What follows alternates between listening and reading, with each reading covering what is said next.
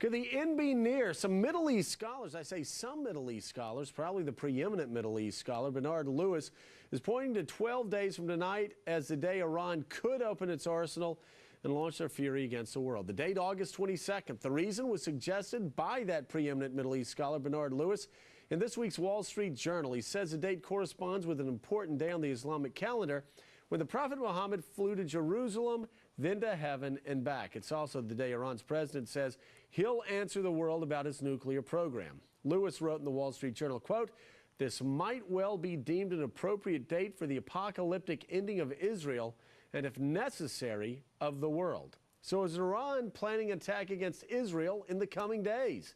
Here to talk about it, Jane Roth. She's from the Council on Foreign Relations. Also, Joel Rosenberg.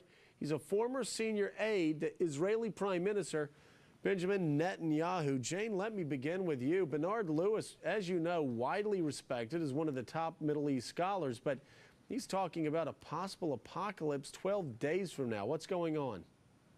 Well, Joe, I think Nostradamus had some interesting predictions as well. There are any number of Islamic dates that are important that you could point at to say that they're going to attack. To take this one is just a little bit puzzling, and I think what it does is feed into that hysteria and feed into that tendency that we have to demonize specific countries and their leaders. And we saw the way that worked in Iraq, so I'm not sure this is at all helpful or based on any sort of reality.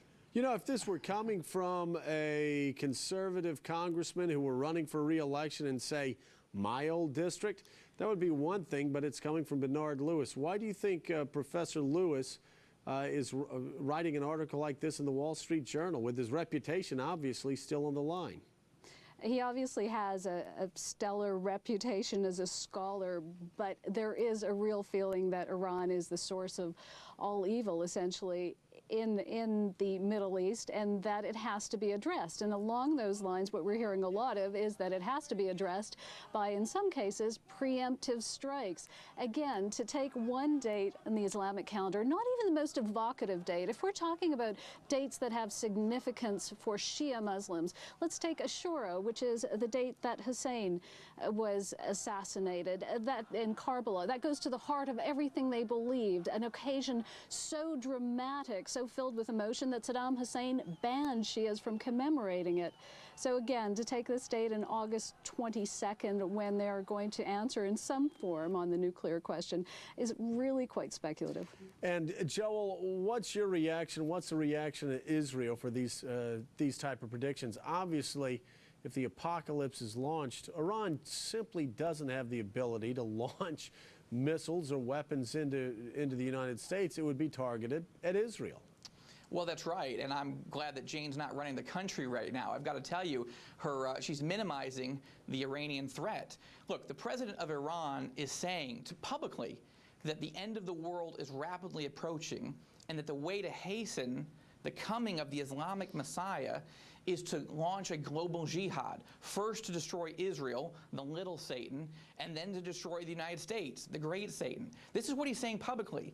He's buying $1 billion worth of arms from Russia, including missiles. Iran is already supporting $100 million of Hezbollah's budget to wage war against Israel.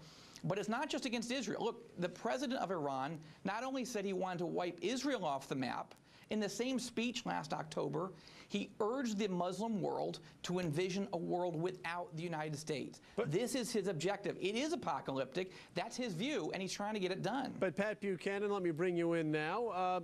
Even if they wanted to wipe out Israel tonight, even if they wanted to launch missiles in Tel Aviv tonight, there's certainly no evidence that they have that capability and won't have that capability for 5 years. Yet Bernard Lewis, a brilliant professor, a Middle East scholar, is saying could be on August 22nd that the apocalypse is launched. Well, Bernard Lewis has been wrong, too, also, Joe, in urging, I think, this war in Iraq. Look, this fellow in Iran has a big mouth.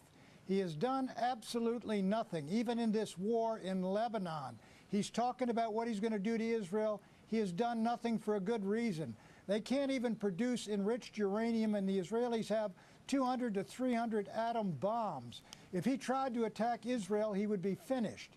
He could attack us. Iran hasn't attacked us or anybody else in 27 years. especially not us, for a reason.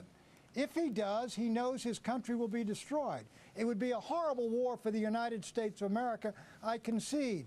But these people may be evil, they may be wicked in their ideology. They are not fools, Joe. That's why they haven't attacked us. For heaven's sakes, focus on the guys who tried to blow up 9 airliners over the Atlantic just today. And Jane, I was just making that point in an earlier segment. We have people in Iraq. We're talking about Iran. But if you look at the list of the terrorists that were trying to blow up U.S. airliners today, and you look at those on the list of 9/11, they come from Pakistan.